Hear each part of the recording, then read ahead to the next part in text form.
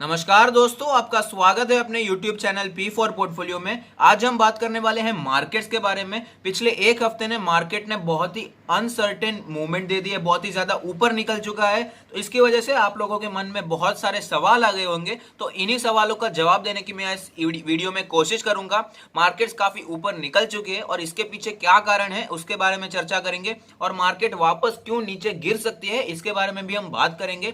तो अपने सारे डाउट्स क्लियर करने के लिए अंत तक ये वीडियो देखते रहिए, और हमें एज एन इन्वेस्टर ऐसी मार्केट में क्या मूव्स लेने चाहिए, कैसे इन्वेस्टमेंट के डिसीजन करने चाहिए, उसके बारे में भी बात करेंगे। लेकिन इससे पहले अगर आपने चैनल को सब्सक्राइब नहीं किया है तो प्लीज सब्सक्राइब कीजिए, और रेगुलर अपडेट्स पाने के लिए नोटिफिकेशन बेल को प्रेस कीजिए। तो चलिए बात करते हैं ओवरऑल मार्केट्स के बारे में। तो आप देख सकते हैं कि ये है वो सारे रीजंस जिसके वजह से मार्केट में हमें थोड़ी तेजी देखने को मिली है, जिसमें सबसे पहला पॉइंट जो मैंने लिया है वो है रीओपनिंग ऑफ इकोनॉमी। आपको पता ही होगा कि जून 8 से अनलॉक फेज शुरू होने वाला है। हमारी गवर्नमेंट इसे 3 फेज में करने वाली है। लॉकडाउन को खत्म 3 फेज में किया जाएगा, जिसका पहला फेज जून 8 से शुरू होने वाला है। इस फेज में कुछ कुछ बिजनेसेस को परमिशन मिलने वाली है काम शुरू करने के लिए, और वो भी अलग अलग जोन्स के हिसाब से। तो ये एक पॉजिटिव बात है, इकोनॉमी को रिस्टार्ट किया जा रहा है। 2 महीने, तकरीबन 2 महीने लॉकडाउन था, उसके बाद इस इकोनॉमी को रिस्टार्ट करना बहुत ही जरूरी था। इस वजह से रीओपनिंग करना एक बहुत ही पॉजिटिव कदम माना गया है इकोनॉमी को सुधारने के लिए। तो ये एक पॉजिटिव कदम होने के कारण मार्केट में हमें तेजी देखने को मिल रही है। और सिर्फ इंडिया में ही नहीं, ओवरऑल वर्ल्ड में भी रीओपनिंग की बातें चल रही हैं। अलग अलग जगह पे इकोनॉमी को रीओपन किया जा रहा है। अगर नेक्स्ट पॉइंट के बारे में बात करें तो एफआईआईज माल ले रहे हैं। आपको पता होगा कि पिछले एक हफ्ते से पहले एफआईआईज नेट सेलर के रूप में हमें दिखाई दे रहे थे, लेकिन अब एक हफ्ते से एफआईआईज नेट बायर्स हो गए हैं। लगातार माल खरीदे जा रहे हैं, इसकी वजह से भी मार्केट में अच्छी खासी तेजी दिखाई दे रही है। अगर नेक्स्ट नंबर के बारे में बात करें तो वो है ऑटो सेल्स का जो नंबर आया है वो इतना ज्यादा बुरा नहीं आया है। आपने देखा होगा कि मई के महीने में हीरो मोटर को अपने तकरीबन 1 लाख मोटरसाइकिल्स बेची हैं, जो एक्सपेक्टेड था उससे फिर भी अच्छा बिजनेस किया है। इस वजह से ऑटो सेल्स के नंबर में रिवाइवल देखने को मिला है। सिर्फ हीरो मोटर कॉपी नहीं, अलग अलग आप कोई भी कार मैन्युफैक्चरर ऑटो सेल्स ले लीजिए तो उसमें अच्छा खासा हमें रिवाइवल देखने को मिला है। एक्सपेक्टेशन से अच्छा है, हालांकि वाई बेसिस यानी कि ईयर ऑन ईयर बेसिस पे अच्छी खासी डिप देखने को मिली है सेल्स में, लेकिन फिर भी एक्सपेक्टेशन से लॉकडाउन में फिर भी उन्होंने अच्छा काम किया है, इसलिए थोड़ी सी तेजी हमें ऑटो सेक्टर में भी देखने को मिली है। अगर बात करें नेक्स्ट पॉइंट के बारे में तो आपको पता है कि ग्लोबल मार्केट्स भी ऊपर जा रही हैं। अगर यूएस के मार्केट्स डाउ जोन्स के बारे में बात करें तो 19,000 के आसपास का लो बनाने के बाद आज वो 25,000 के भी ऊपर चल रही है। वहां पर भी इकोनॉमी रीओपनिंग की बातें चल रही हैं, रीओपन की जा रही है धीरे धीरे। इस वजह से हमारी ग्लोबल मार्केट्स भी ऊपर हैं, और सिर्फ यूएस की मार्केट्स नहीं, ओवरऑल ग्लोबल मार्केट्स भी काफी ऊपर जा रही है, इसलिए निफ्टी में भी हमें तेजी देखने को मिल रही है। अगर और आखिरी पॉइंट के बारे में बात करें तो वो है शॉर्ट कवरिंग। आपको पता होगा कि इसी लेवल के आसपास एक महीने, तकरीबन 1 महीने के पहले निफ्टी ने हाई बनाया था, उसके बाद अच्छी खासी गिरावट भी बनी हुई थी। तो तब जहां पर लोगों ने शॉर्ट किया है उस शॉर्ट को कवर करने की वजह से हमें निफ्टी में तेजी देखने को मिली है। इस शॉर्ट कवरिंग की वजह से भी थोड़ी तेजी आई है, और साथ ही साथ एफआईआई बाइंग कर रहे हैं, और थोड़े थोड़े अच्छे अच्छे क्यूज हमें मिलते रहे हैं, इसलिए ग्लोबल क्यूज की वजह से भी मार्केट्स ऊपर जा रही हैं। तो अगर हम इसे सम अप करें तो आपको पता लगेगा कि कोई भी हमें ठोस सबूत यहाँ पर नहीं मिलता है, कि ठोस कारण नहीं मिलता है जिसकी वजह से मार्केट्स ऊपर जा रही हैं। तो मेरा मानना यही है कि अभी इस न्यूज बेस्ड हो गई है मार्केट। ट्रेडर कम्युनिटी, ऑपरेटर ने इसे अपने हाथों में ले लिया है, मार्केट्स को ऊपर ले जा रहे हैं इस न्यूज के बेस पर। अगर कोई खराब न्यूज आती है तो मार्केट्स को नीचे भी ले आ सकते हैं। आप अगर देखें कि रीओपनिंग ऑफ इकोनॉमी चल रही है, धीरे धीरे होने वाली है, कोई एक झटके में पूरी इकोनॉमी को रीओपन नहीं किया जाएगा। और एफआईआईज आज बाइंग कर रहे हैं, कल नेट सेलर्स भी हो सकते हैं। और ऑटो सेल्स के बारे में बात करें तो हमें एक्सपेक्टेशन से भले ही अच्छे ऑटो सेल्स के नंबर दिखें, लेकिन ओवरऑल ऑटो सेल्स के नंबर बहुत ही ज्यादा गिर चुके हैं, ये बात भी हमें ध्यान में रखनी चाहिए। और अगर शॉर्ट कवरिंग की बात करें तो वापस शॉर्ट भी कर सकते हैं, इसलिए हमें इस पर तो कोई भरोसा नहीं होना चाहिए। तो ओवरऑल हम देख सकते हैं कि कोई ठोस सबूत, कोई ठोस डेटा नहीं है जिससे हम बोल सकें कि अभी इकोनॉमी फुल फ्लेज हो गई है, आगे बढ़ने वाली है। इसलिए मेरा मानना है कि इस तेजी पर हमें ज्यादा भरोसा नहीं करना चाहिए, और आगे हम आपको दिखाएंगे कि कौन से कारण है कि मार्केट्स फिर से नीचे भी आ सकती है। तो चलिए देखते हैं कि मार्केट्स क्यों नीचे आ सकती हैं, उसके कारण भी जान लेते हैं। सबसे पहले बात करते हैं इस प्रॉब्लम की जड़ से। तो आप देख सकते हैं कि कोरोना वायरस की केसेस वर्ल्ड वाइड में बढ़ते जा रहे हैं। कंफर्म केसेस हो गए हैं 6.19 मिलियन, यानी कि 60 लाख लोगों से भी ज्यादा को कोरोना वायरस हो चुका है। और अगर डेथ्स की बात करें तो तकरीबन 3 साढ़े 3 लाख से भी ज्यादा, यानी कि टू बी प्रिसाइज 3,76,000 लोगों की डेथ हो चुकी है। तो आप समझ सकते हैं वर्ल्ड वाइड काफी सिचुएशन गंभीर होती जा रही है। और अगर इंडिया की बात करें तो आप देख सकते हैं कि 2 लाख से भी ज्यादा को केसेस हो चुके हैं, 2,08,000 टू बी प्रिसाइज। अब देख सकते हैं कि सिचुएशन बढ़ती जा रही है और तकरीबन रोज के रोज 8,000 जितने नए केस हमें दाखिल करने पड़ रहे हैं। अगर डेथ्स की बात करें तो तकरीबन 5,815 लोगों की डेथ्स हो चुकी है। तो आप समझ सकते हैं कि बहुत ही गंभीर सिचुएशन यहाँ पर इमर्ज होती हुई दिखाई दे रही है। केसेस लगातार बढ़ते जा रहे हैं और वैक्सीन आने को अभी भी कुछ समय और लग सकता है, ऐसा फार्मा कंपनीज का कहना है। तो यही है सबसे बड़ा रीजन जिसकी वजह से ऑलरेडी गिरावट हो चुकी थी। तो आगे भी ये रीजन इमर्ज हो सकता है कि फिर से एक बार मार्केट में क्रैश देखने को मिले, क्योंकि केसेस लगातार बढ़ते जा रहे हैं, डेथ्स भी बढ़ते जा रहे हैं और सिचुएशन बहुत ही गंभीर होती जा रही है। तो चलिए देखते हैं आगे कौन से रीजन है जिसकी वजह से मार्केट और गिर सकती है। ये जो चार्ट मैं आपके सामने लाया हूं वो है इंडिया का अनएम्प्लॉयमेंट रेट। आप देख सकते हैं इंडिया का अनएम्प्लॉयमेंट रेट है ये। अगर आप बात करें जैन 2020 की तो आप देख सकते हैं 10% से भी कम था, हालांकि वो भी धीरे धीरे बढ़ ही रहा था। लेकिन अप्रैल 20 में आप देखिए एकदम से स्पाइक देखने को मिली है, 24% के आसपास एम्प्लॉयमेंट रेट आ चुकी है। तो आप समझ सकते हैं कि कितनी ज्यादा परसेंटेज के लोग हमारे यहाँ अनएम्प्लॉयड हैं, जिनके पास कुछ काम नहीं है करने को, बेरोजगारी बढ़ती जा रही है। और आप देख सकते हैं कि कितनी ज़्यादा प्रॉब्लम्स इससे इमर्ज हो सकती है। आपको पता ही है कि कंजम्पशन और डिमांड लोगों पे डिपेंड करता है। अगर लोगों के पास काम नहीं रहेगा, लोगों के पास पैसा नहीं रहेगा, तो कंजम्पशन और डिमांड की वैल्यू बहुत ही ज़्यादा नीचे हो सकती है, डिमांड बहुत ही नीचे गिर सकती है। इस वजह से ऐसे स्टॉक्स, ऐसी कंपनीज जो कंजम्पशन और डिमांड पे टोटली डिपेंड करती हैं, उन्हें बहुत बड़ा झटका लग सकता है। तो ये बात बहुत ही गंभीर है। इतने सारे लोग अपने जॉब्स को लूज कर रहे हैं, बड़े बड़े बिजनेसेस शट डाउन हो रहे हैं, अलग अलग कंपनीज बैंकरप्सीज डिक्लेयर कर रही है और छोटी छोटी companies, mid size, small caps और स्मॉल साइज एंटरप्राइजेस भी बहुत ही ज़्यादा परेशानी में आ चुके हैं, उन्हें अपने एम्प्लॉयज़ को छोड़ना पड़ रहा है। तो आप समझ सकते हैं बहुत ही ज़्यादा गंभीर स्थिति यहाँ पर बनती हुई दिखाई दे रही है। आगे कैसी स्थिति इमर्ज होगी ये कौन बता सकता है, लेकिन अभी जो स्थिति है वो बहुत ही ज़्यादा टेंस है। इस वजह से हमें बाजार में थोड़ा संभल कर ही इन्वेस्ट करना चाहिए इस समय पर, ऐसा मुझे लगता है। तो अब देखते हैं आगे के रीजंस क्या हैं जिसकी वजह से बाजार गिर सकता है। दूसरा रीजन जिसके कारण बाजार गिर सकती है वो ये है कि जीडीपी की ग्रोथ बहुत ही स्लो हो चुकी है। इस साल के जीडीपी की, यानी कि फाइनेंशियल ईयर 20 की अगर बात करें तो जो जीडीपी की ग्रोथ आई है वो है 11 ईयर लो, जो कि 4.2%। तो आप समझ सकते हैं कि 11 साल पीछे चले जा चुके हैं, 11 साल के लो पर हम खड़े हैं जीडीपी के मामले में। अगर इस क्वार्टर 4 के बारे में बात करें, जैन टू मार्च के क्वार्टर के बारे में बात करें, तो जो जीडीपी का ग्रोथ रेट आया है वो है 3.1%। आप समझ सकते हैं कि मार्च में सिर्फ 10 दिन काम बंद था, 10 दिन ही लॉकडाउन हुआ था, उसके कारण भी क्वार्टर 4 का जीडीपी इतना कम आ चुका है, 3.1% आ चुका है। और इसके कारण हमारे देश का जीडीपी, पूरे साल का जीडीपी 4.2 आ चुका है, 11 ईयर लो पे आ चुका है। तो आप सोच के देखिए कि अगर अप्रैल और मई का जो डेटा आएगा वो कितना भयानक होगा, कितना ज्यादा जीडीपी का ग्रोथ गिर सकता है। ये सारी संभावनाएं हैं। अगर हम बात करें फाइनेंशियल ईयर 21 के जीडीपी के बारे में, तो आप समझ सकते हैं कि 2 महीने टोटली बंद रहा था, हमारा पूरा देश लॉकडाउन में था, तो उसकी वजह से कितना ज्यादा इफेक्ट पड़ सकता है जीडीपी पे। तो ये तो आप समझदार हैं, आप जानते ही होंगे कि सिर्फ 10 दिन के कारण इतनी भयानक स्थिति हमें देखने को मिली है, तो 2 महीने के कारण कितनी और भयानक स्थिति देखने को मिल सकती है। तो चलिए बात करते हैं अगले और रीजंस के बारे में जिसके कारण बाजार गिर सकता है। मैं आपको मार्केट का मूड बताना चाहूंगा, कैसा है मार्केट का सेंटिमेंट। तो आप देख सकते हैं कि मार्केट मूड इंडेक्स के हिसाब से अभी एक्सट्रीम ग्रीड चल रहा है, 83.55 पे चल रहा है, एक्सट्रीमली ग्रीड हो चुका है। MMI is in the extreme greed zone, high extreme greed zone suggest investor should be cautious in opening fresh position. इसका मतलब यह है कि मार्केट्स काफी ओवरबॉट हो चुकी है और ऐसा लाइकली है, यानी कि ऐसा सजेस्टेड है कि ज्यादा नीचे जा सकती है मार्केट, थोड़ा सा डाउनवर्ड्स दिखा सकती है, क्योंकि सब लोग काफी ग्रीड में आ चुके हैं, सबको लालच हो गई है कि मार्केट सब ऊपर ही जाएगी, इसलिए सब बाइंग कर ले। इसलिए एमएमआई के हिसाब से यही पता चलता है कि अभी ये जो समय चल रहा है उसमें हमें कॉशियस होना चाहिए, फ्रेश पोजीशन बनाने से पहले एक बार सोचना चाहिए कि ये समय क्या सही है या नहीं। तो यही मैं आपको दिखाना चाहता था कि एमएमआई के हिसाब से भी एक्सट्रीमली ग्रीड चल रहा है। तो एमएमआई यानी कि मार्केट मूड इंडेक्स का भी यही कहना है कि थोड़ा सा वेट करने में कोई हर्ज नहीं है, थोड़ा वेट कर सकते हैं फ्रेश बाइंग करने से पहले। तो चलिए बात करते हैं अगले रीजंस के बारे में जिसकी वजह से मार्केट्स गिर सकती हैं।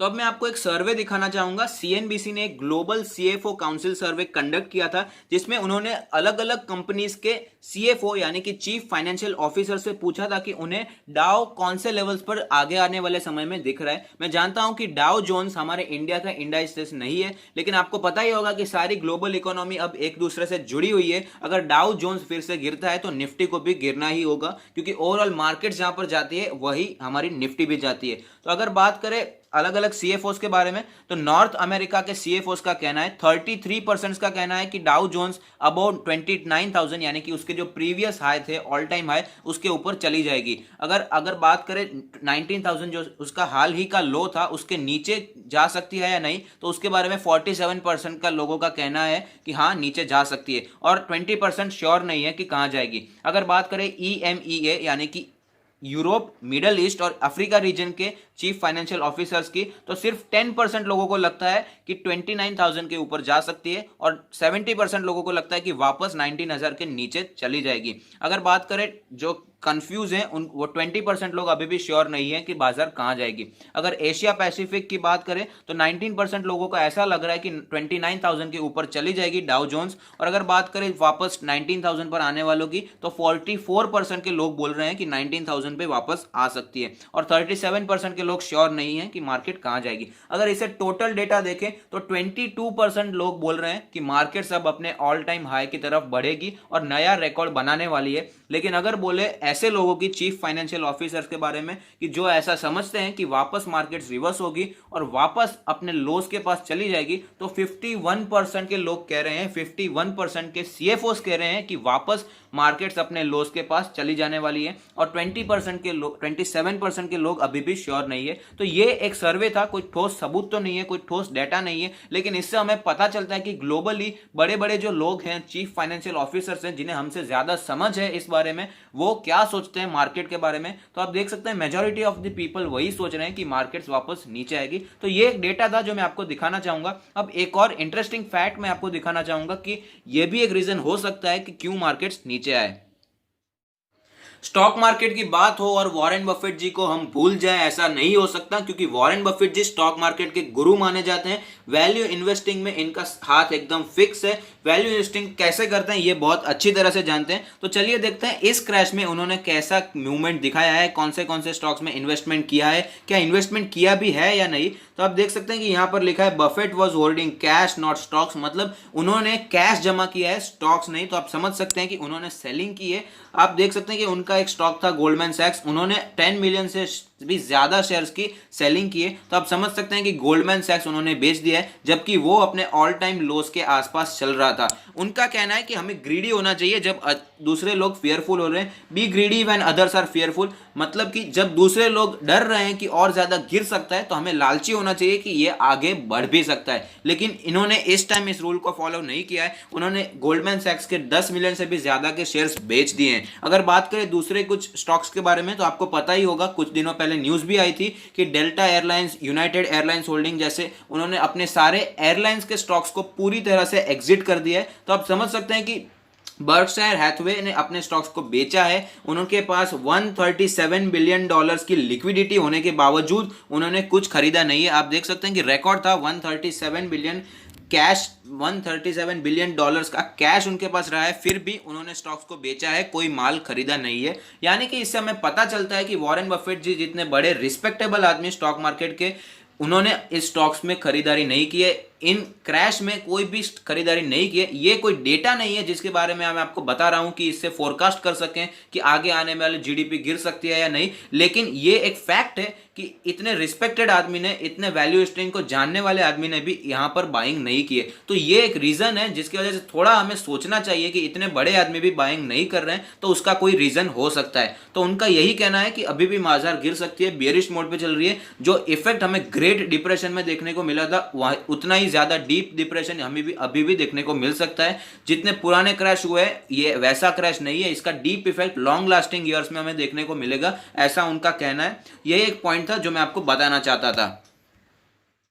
तो आप देख सकते हैं हम लोग चार्ट्स पर आ चुके हैं, जहां पर हमें क्लियरली संकेत मिल रहे हैं कि काफी ज्यादा तेजी निफ्टी ऑलरेडी दिखा चुका है। लेकिन आज की जो कैंडल बनी है वो एक बियरिश कैंडल है। तो आप देख सकते हैं गैप अप ओपनिंग जरूर हुई थी, लेकिन जो क्लोजिंग हुई है वो है ओपनिंग के नीचे।